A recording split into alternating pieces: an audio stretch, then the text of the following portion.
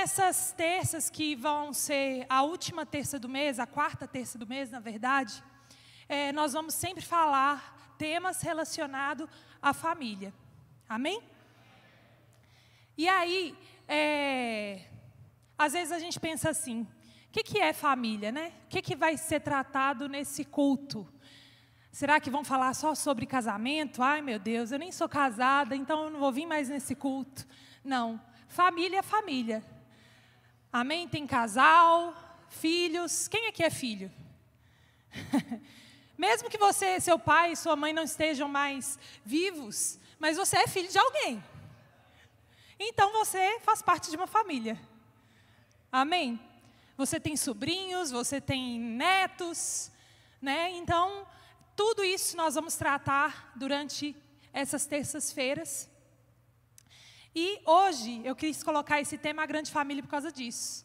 Porque eu quero falar sobre o geral, sobre tudo que Deus instituiu para esse grupo de pessoas que forma a família. E o primeiro ponto que eu quero trazer aqui hoje para vocês é a importância da família. Por que Deus instituiu a família? A família não foi algo criado pelo homem, amém? A família foi algo que Deus instituiu lá no Gênesis. E nós precisamos pensar um pouco sobre isso, né? Às vezes a gente fica assim, poxa, e a minha família? Como é que está? Aí você começa a ficar triste, às vezes você começa a desistir. Mas nesses dias nós vamos falar no seu coração sobre isso. Sobre você não desistir, sabe por quê? Porque Deus que instituiu a sua família. Você nasceu onde você nasceu porque Deus queria que você nascesse nesse lugar. A Paty não nasceu na minha família, a Paty nasceu na família dela, natural. No espiritual nós somos parte da mesma família. Porque Deus tinha um propósito para que Paty nascesse na família que ela nasceu. O Jonatas, pastor Jonatas, nasceu numa família diferente da minha família. Amém? Cada um aqui nasceu em uma família. E às vezes a gente fica, poxa, eu queria ter nascido na família do vizinho, né? Mas sabe que Deus, Ele tem um propósito para você. Se Ele te criou e te formou a partir do seu pai e da sua mãe, é porque Ele tem um propósito para você, através dessa família. Amém? E olha só que interessante. Eu comecei a pensar sobre a criação do homem. Lá em Gênesis a gente lê vários capítulos, os primeiros capítulos. Deus criando a terra, Deus criando os animais. E por último, Ele cria Adão. E a gente fala, Deus criou Adão para ter um relacionamento com Deus, é verdade? Não é verdade? Mas se fosse só isso, o objetivo de Deus ter criado o homem, Ele teria feito apenas Adão. E feito Adão para durar eternamente. Ele teria um relacionamento com o homem e ponto final. Mas Deus criou o homem, criou Adão. E depois Ele falou, eu vou fazer uma auxiliadora para ele, que lhe seja idônea. Deus criou a mulher. E assim foi instituída a família. E aí você precisa entender nessa noite que você foi criado para ter um relacionamento vertical com Deus, mas também você foi criado para ter um relacionamento com os outros homens e mulheres que estão à sua volta. Você não foi criado para viver sozinho e isolado.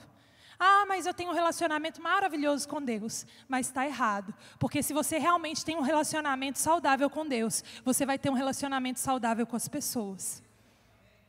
Amém?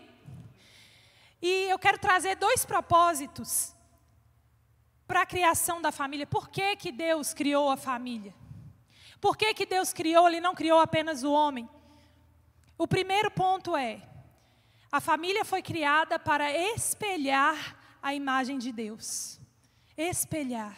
Lá em Gênesis 1:27 fala assim, criou Deus, pois o homem à sua imagem. A imagem de Deus o criou. Homem e mulher os criou. Quando na Bíblia fala assim, homem e mulher os criou, você precisa entender que não está falando que Deus criou só o homem como um indivíduo à imagem e semelhança dele, mas ele criou a instituição de casal, de família, à imagem e semelhança dele. Vocês estão me entendendo? Deus, quando Ele falou, eu criei o homem à minha imagem e semelhança, mas depois Ele fala, eu criei o homem e a mulher à minha imagem e semelhança. Nesse caso, Ele está falando sobre o casal, que aqui representa a família. Ele está dizendo, esse casal representa a minha imagem. Entenderam? Dentro disso, por que Deus criou a família para espelhar a imagem de Deus? Justamente porque Deus é família. Eu não sei quantos vocês sabem, mas Deus é 1 em 3 e é 3 em 1. Deus é Pai, é Filho e é Espírito. E da mesma forma, nós precisamos entender que o homem e a mulher, como casal, eles foram criados para serem 2 em 1. Eles foram criados para serem uma só carne. Então, quando alguém olha para um casal, quando alguém olha para mim e para o pastor Jonatas como casal, essa pessoa, a humanidade, a sociedade, precisa enxergar a glória de Deus através desse relacionamento. Sabe que hoje é um desafio para muitos permanecer casado? Existem hoje muitas diferenças, existe hoje muitas questões, e eu não quero entrar especificamente nisso, mas eu quero te dizer algo. Se você está casado, lute pelo seu casamento. Lute pelo seu casamento. E quando as pessoas do mundo olham para mim e para o Jonatas, devem falar assim, poxa, eles transmitem o amor de Deus através desse relacionamento. Por que eles estão casados até hoje? Porque eles sabem perdoar como Deus perdoa, porque eles sabem amar como Deus ama, porque eles sabem manter a paz assim como Deus traz a paz para nós. Amém? Então o casamento, a família, ela foi criada. Eu falo do casamento inicialmente porque é através do casal que surge a família, amém? Não tem como existir filho se não tiver casal. Mas então a família, ela foi instituída para que eu e você pudéssemos espelhar a glória de Deus. Então, sabe, uma observação que eu quero fazer para você que está aqui, que é casado nessa noite. Nem estava na programação, mas é algo que eu sempre falo, o pastor Jonatas falou ontem, na reunião que a gente fez. E eu dou alguns conselhos para algumas pessoas. E falo o seguinte: nenhum relacionamento vai dar certo se você começar pensando que se não der certo, eu termino. Se não der certo, eu separo. O casamento, ele foi feito para durar. E você precisa entrar nesse relacionamento, você precisa entrar nesse casamento, sabe? Dizendo, vai dar certo, eu vou conseguir. A gente vai ter nossas diferenças, mas eu vou lutar. Eu vou fazer dar certo. Porque se você entrar pensando, se a gente tiver alguma diferença, aí eu desisto, a gente vai cada um para um lado. Aí na primeira briguinha que tiver, a gente se separa, né? Então, Deus, Ele instituiu a família através do casamento. E você precisa lutar por ela, amém? E como eu falei também, a família, ela espelha a imagem de Deus.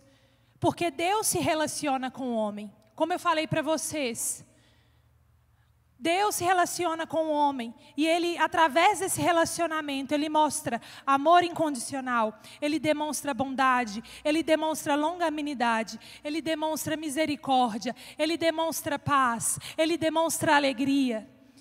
Todos esses atributos de Deus, a gente não conhece simplesmente porque a gente fala, Deus é amor, Deus é longânimo. Não. A gente sabe dessas características de Deus porque Ele se relaciona comigo e com você. Da mesma forma, a família, ela foi instituída para que nós pudéssemos desenvolver esses atributos que são de Deus nas nossas vidas. Se você, amado, consegue perdoar na sua família, você vai conseguir perdoar fora da sua família. Se no seu casamento, na sua família, você consegue amar incondicionalmente, você vai conseguir amar fora da sua casa incondicionalmente. Se você é paciente dentro da sua casa, você vai conseguir ser paciente no seu trabalho, na sua faculdade, aonde você estiver, fora da sua casa. Então, a família é o lugar de você treinar os atributos de Deus na sua vida. Não tem lugar melhor para você treinar. Eita, desafio bom, não é verdade? Ontem o Jonatas falou algumas coisas sobre isso. Ele disse assim, meu Deus, às vezes a gente tem que exercer, né, a longanimidade no nosso casamento. A gente tem que esperar a esposa se arrumar e ficar falando, estou pronta, estou ficando pronta. E, na verdade, a gente não está ficando pronta, não é? Mas ele já aprendeu e ele está exercendo essa paciência. Né? Da mesma forma com que, vai lá, deixa uma roupa fora do lugar, aí a gente fala, não, é para colocar aí. Aí coloca naquele lugar. Aí você exerce também a sua paciência.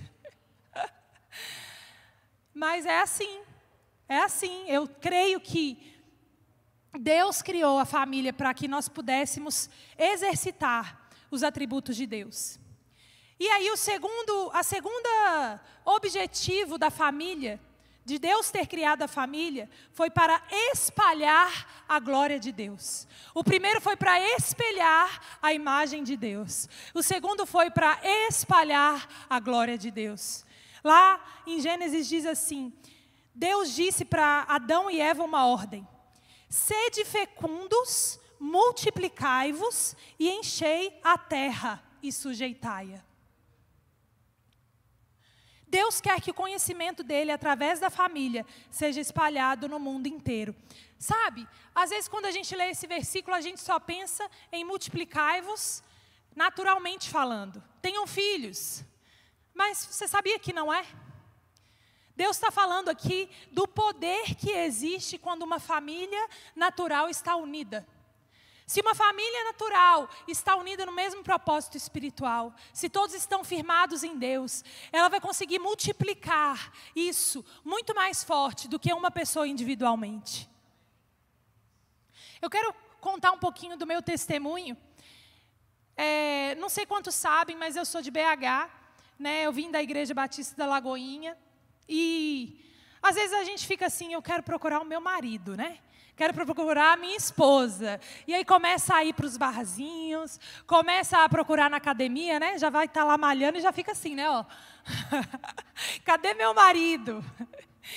Mas sabe que Deus honra o seu coração quando você está no lugar certo? Às vezes você nem está pensando nisso, mas se você estiver no lugar certo, o Senhor vai fazer a coisa certa. E eu estava lá, na Lagoinha, na Igreja Batista da Lagoinha, servindo como eu sempre servi.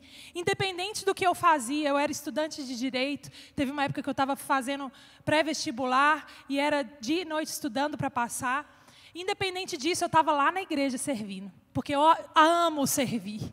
Sempre amei e sempre vou amar. Independente de hoje eu não ser pastora, eu não era pastora, mas eu sempre servi. Porque o meu coração foi feito para servir. E aí eu estava lá na minha igreja, na rede de jovens e adolescentes. E aí o pastor Kaiser, que era o meu pastor da época, pastor de adolescentes, chamou a banda Povo Meu para ministrar lá na rede de adolescentes. E para quem não sabe, o líder da banda Povo Meu, quem era? Pastor Jonatas. Para quem não sabe, Pastor Jonatas toca todos os instrumentos que você imaginar e canta. Ai, ai. E aí, ele estava lá ministrando louvor, com a banda dele, com a calça dele apertada, com o cabelo cheio de luzes, bem popstar, colete preto, super no estilo, bem Hilson. Eu fiquei olhando e falei, nossa, aqui em BH não tem isso, né? Ai, ai. Mas eu fiquei na minha, entendeu? Porque eu aprendi que quem tinha que conquistar era o homem. A mulher tem que ficar na dela. Não pode, tem que dar de difícil, tem que fazer de difícil. Não é? Aí o pastor Kaiser chegou para mim e falou, Priscila, tem um menino aí que veio da Bahia, Aí eu falei, já sei quem é, pastor. Claro que eu sei quem é. Eu estou querendo, sabe, eu acho que vocês se combinam. Vocês gostam da Hillsong, vocês cantam, né? Vocês parecem, assim, acho que daria certo. O que você acha? Aí ele falou, vou fazer um churrasco na minha casa e vou chamar a banda dele e vocês, a sua família, para ir lá. Eu falei, beleza. Só que não deu certo. Aí, depois de uns 4, 5 meses, ele foi para o acampamento de adolescentes lá na minha cidade. E aí ele ficava falando assim, poxa, essa menina não quer saber de mim não, vou começar a olhar outras mineiras aqui, né? Porque ela não está me dando bola. E realmente, gente, eu era um bicho do mato. Não fazia nada, eu achava que era extremamente errado, nem um oi direito eu dava. E aí, no acampamento, acaba que a gente, né, tem mais contato. Aí ele se machucou lá, jogando um negócio. Aí eu falei, vou aproveitar para cuidar dele, né?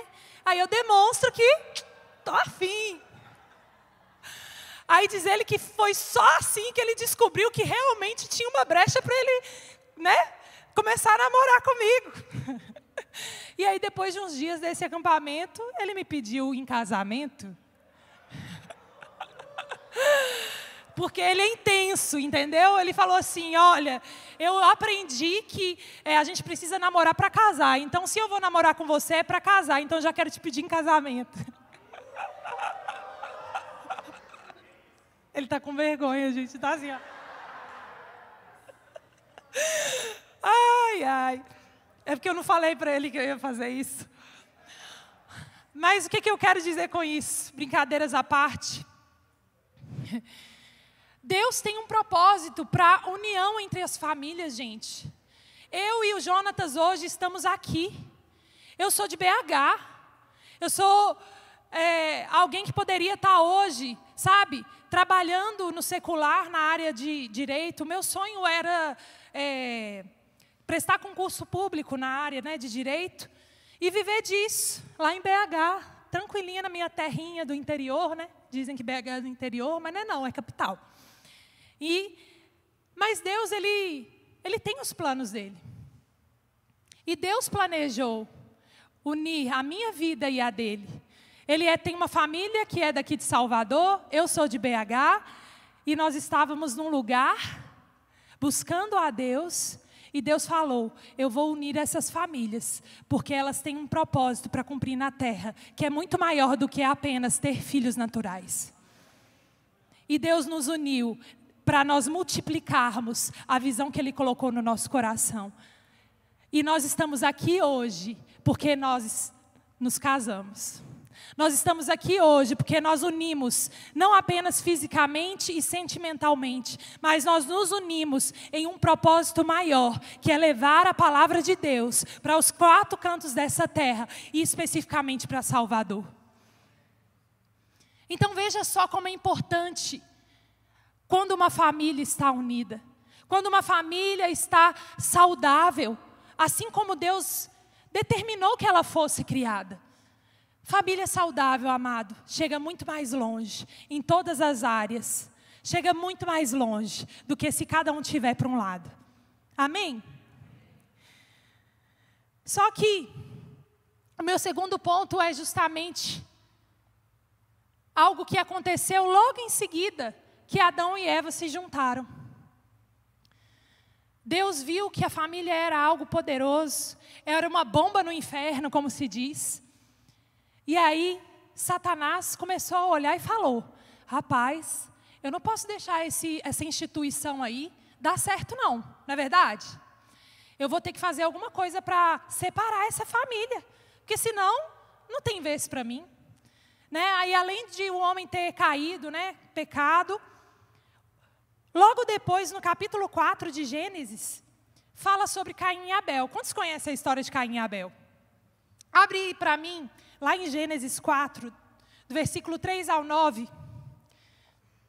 É uma história clássica de briga entre irmãos. Quem aqui tem irmão? A maioria. Tem poucos que são filho únicos. Só quem tem irmão sabe, né, que irmão não briga. Irmão não briga, irmão é assim, sabe? Companheirismo 100%. tudo que é meu é seu. Eu e minhas irmãs, eu tenho 2 irmãs, a gente não brigava por causa de roupa, não brigava. Porque uma estava usando a roupa da outra, não acontecia isso. Porque o meu pai deu uma coisa para uma e não deu para outra, não acontecia isso, gente. Só acontece na família de vocês. Mas eu sei que é algo que, na verdade, em todo relacionamento, quanto mais íntimo for o relacionamento, mais desafios vão ter. Amém? Por isso que o casamento tem muitos desafios. Mas aí, Satanás, ele viu uma oportunidade de pegar esses 2 irmãos e dividir a família através desses 2 irmãos. E diz assim: passado algum tempo, Caim trouxe do fruto da terra uma oferta ao Senhor. Abel, por sua vez, trouxe as partes gordas das primeiras crias do seu rebanho. O Senhor aceitou com agrado Abel e sua oferta, mas não aceitou Caim a sua oferta.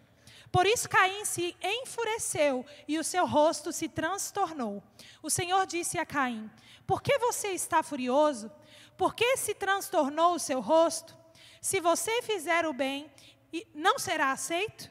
Mas se não fizer, saiba que, presta atenção, o pecado o ameaça à porta. Ele deseja conquistá-lo, mas você deve dominá-lo. Disse, porém, Caim a seu irmão Abel: vamos para o campo. Quando estavam lá, Caim atacou seu irmão Abel e o matou. Então o Senhor perguntou a Caim: onde está seu irmão Abel? Respondeu ele: não sei, sou eu o responsável pelo meu irmão? Olha só que interessante. Deus diz assim para Caim: saiba que o pecado o ameaça à porta. Ele deseja conquistá-lo, mas você deve dominá-lo. Eu não posso te impedir de ficar com um pouquinho de raiva do seu marido. Sabe, quando você fala assim, tipo assim, você olha para ele e fala: meu Deus, eu casei com ele. Mas aí depois você olha e fala: eu amo ele. Mas tem umas horas que dá vontade, né, de dar um apertinho só no pescoço. Só um pequeno. Mas uma coisa é você ter aquela ira na hora. Na Bíblia fala: irai-vos e não pequeis. Ou seja, ira é passageira. Quando ela se torna algo que é eterno, ela deixa de ser algo momentâneo e passa a ser um pecado. Então, em todo relacionamento, você que aí está sentado nesse lugar, você tem uma família e você tem desafios na sua casa. E você não pode impedir, não tem como você impedir. Até Deus, Ele tem sentimentos. Na palavra diz que Deus se entristece, que Deus se alegra. Que Ele, não é verdade? Também nós vamos nos entristecer, nós vamos nos decepcionar. Mas nós precisamos entender, está batendo na porta. Agora eu preciso me controlar e olhar para Jesus. E quando eu olhar para Jesus, o amor dEle, a graça dEle, o poder dEle vai me preencher tanto, vai me encher tanto, que eu vou ser capaz de perdoar, mesmo quando a outra pessoa não tenha razão. Eu quero deixar essa observação para vocês nessa noite.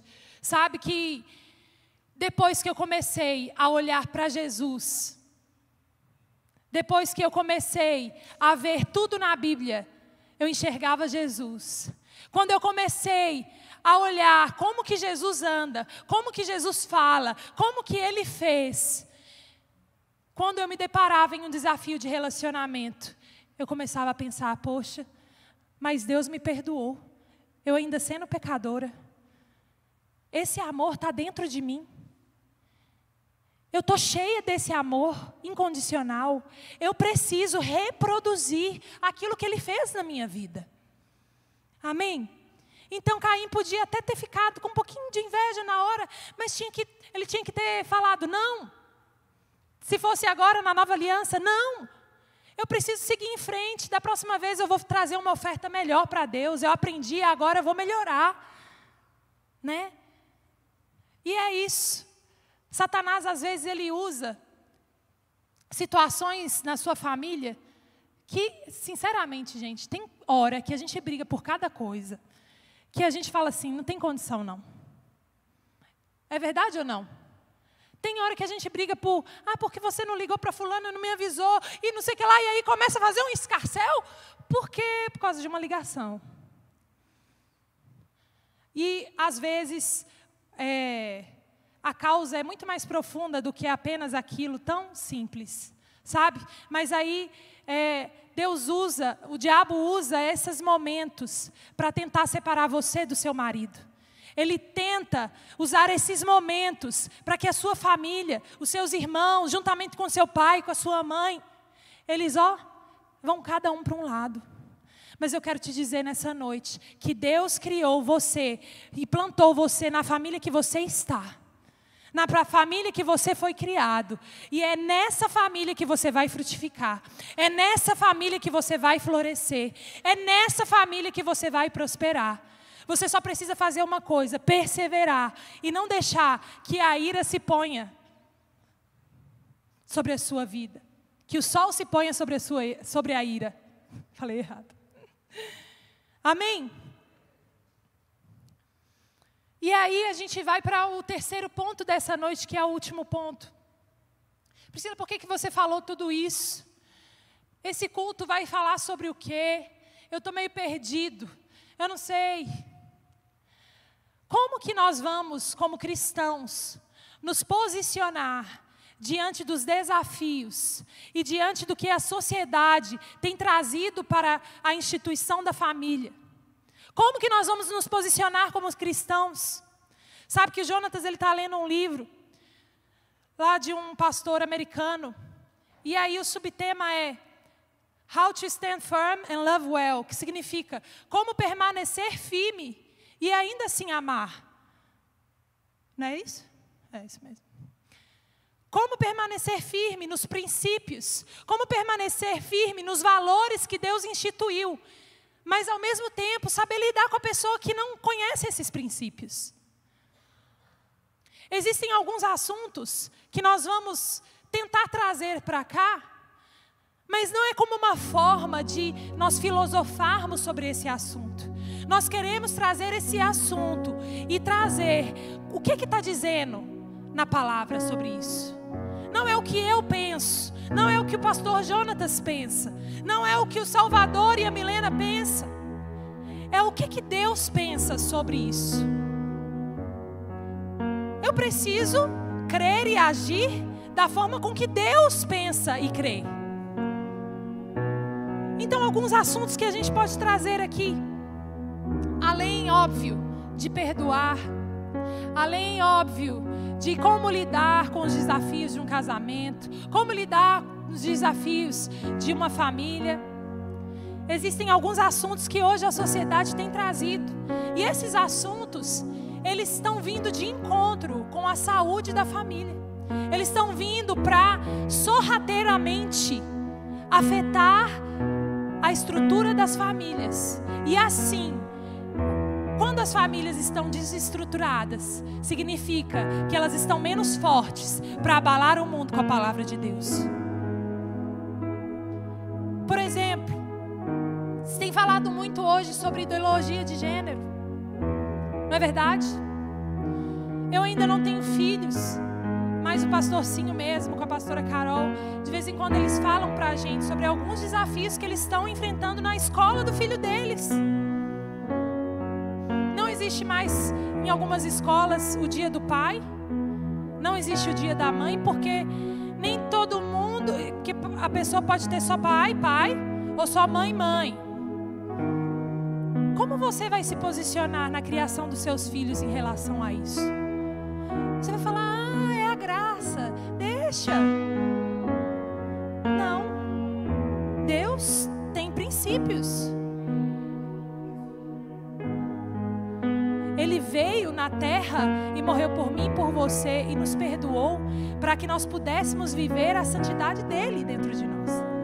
E isso acontece naturalmente, a partir do momento em que nós buscamos a palavra dele. Às vezes nós crentes ficamos alienados, amados. Alienados em relação a temas que são tão importantes que nós precisávamos nos posicionar.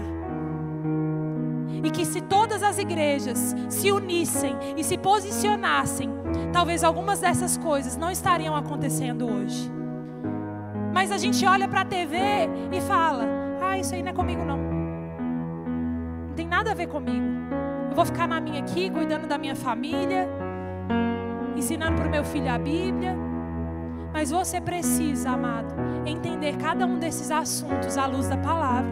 Porque vai chegar um dia que seu filho vai fazer algumas perguntas para você.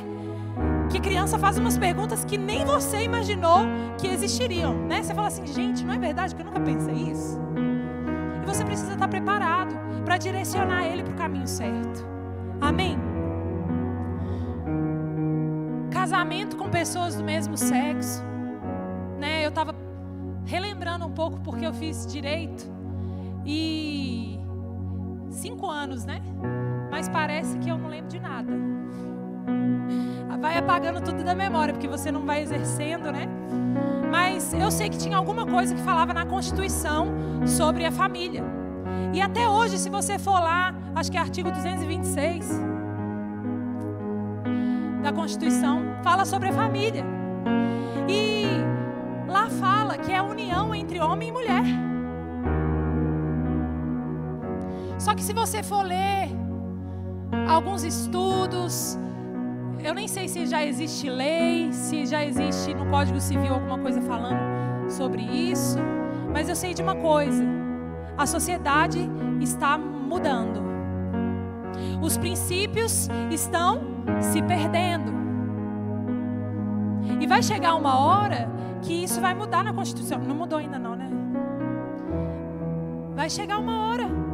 E se a gente não se posicionar, vai só deixando as coisas erradas acontecerem no mundo.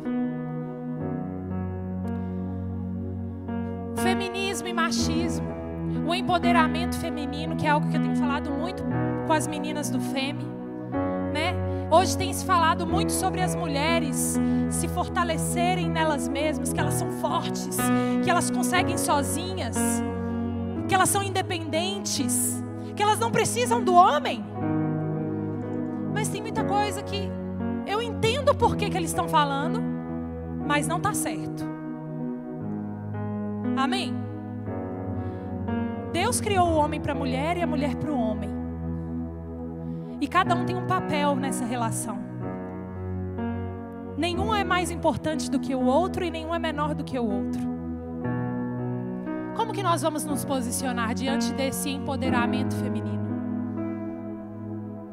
União estável, lei da palmada, né? Tem uma lei que já existe, que fala que você não pode disciplinar o seu filho, corrigir ele com uma palmada, como eu fui muito corrigida há muito tempo atrás, e estou aqui firme e forte. E se você for ler a palavra, à luz da palavra, a nossa apóstola, a mãe do Jonas, uma vez ela trouxe esse assunto para a igreja, e as pessoas falaram que foram muito edificadas. Sabe, a gente precisa entender o que está escrito na palavra. E na palavra fala sobre a vara da correção. Ela não fala sobre espancar. Ela não fala sobre maltratar. Ela fala sobre disciplinar o seu filho, educar o seu filho, mostrar para ele: olha, você fez errado. Você precisa entender o que é o certo. E eu estou te disciplinando nesse momento para você entender isso. Será que a gente tem um posicionamento certo sobre esse assunto? São muitos assuntos, sabe? Esses são alguns dos assuntos que eu tenho certeza que o Salvador, junto com a Milena, que estão à frente desse projeto do culto da família, eles vão procurar trazer nesses cultos, nessas terças-feiras. E tem um versículo que eu quero ler para vocês. Eu vou pular diretamente para os Salmos, tá? Salmo 103, versículo 17 a 18, que diz assim: mas o amor leal do Senhor, o seu amor eterno, está com os que o temem, e a sua justiça com os filhos dos filhos, com os que guardam a sua aliança e se lembram de obedecer aos seus preceitos. Sabe que Deus, Ele quer que nós possamos reinar em vida. E Ele sabe a fórmula certa para nós reinarmos em vida. Não tem nada a ver com lei, não tem nada a ver com mandamentos simplesmente exteriores. Deus sabe, amado, o que você precisa fazer para ser bem-sucedido na sua vida. E se nós seguirmos essa receita de bolo, se nós seguirmos o que o Espírito Santo está dizendo no nosso coração, o que a palavra diz sobre esse assunto, aqui diz nesse versículo: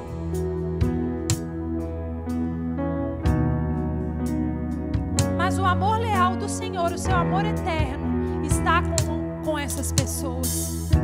O Senhor, quando Ele olha para uma família que segue esses princípios, que não abre mão, amado, daquilo que está na palavra, Ele diz: poxa, ele está seguindo a minha receita de bolo, ele está seguindo aquilo que eu sei que vai ser bom para ele, e ele fica feliz. Então eu quero nesse momento, sabe, que você levante, fique de pé agora no seu lugar.